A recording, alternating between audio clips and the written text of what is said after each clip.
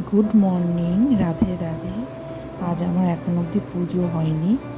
দেখো কত জবা। দেখো আমার গোপু সোনার সকালের সেবা দেওয়া আমার হয়ে গেছে। তোমাদের একটা জিনিস দেখায়, দেখো এটা আমার স্পাইডার ট্রি। শুকিয়ে শুকিয়ে যাচ্ছে, আবার বড়ও হচ্ছে, আবার শুকিয়ে শুকিয়ে যাচ্ছে, বুঝতে পারছি না কেন। আমি কোয়ার্টারে থাকি তো, এবার ঘরের ভিতরে রেখেছি যেটুকু সাজিয়ে রাখতে পারি। এটা আমার দুটো বাম্বু ট্রি, আর এটা হচ্ছে বুদ্ধ। আমি খুব ভালো মানি, ওই জন্য আমি এরকম একটা ডেকোরেশন করে রেখেছি ঘরটাকে, যাতে ভালো লাগে। কেমন লাগছে বলো দেখে। আর এটা দেখো, বাবা তার মেয়ের জন্য নিজের হাতে রথ তৈরি করছে।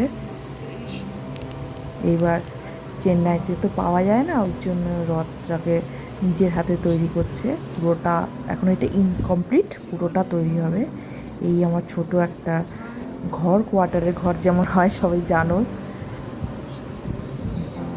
এগুলো আমার সব মেয়ের আর আমার সাজসজ্জা, ড্রেসিং টেবিল। আমার কোয়ার্টারের একটা ঘরে এই এত বড় একটা অ্যাকোরিয়াম আমার পছন্দ মতো করে সাজিয়েছি, যতটা পেরেছি তেমনই করেছি। দেখো সুন্দর করে ডেকোরেশন করেছি অ্যাকোরিয়ামটা।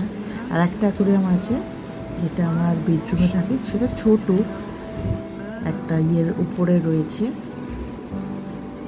মিনি আলমারিগুলো হয় না, ওইটার উপরে আমি রেখে দিয়েছি, ওটা আমি বেডরুমে রেখেছি। দেখো এই যে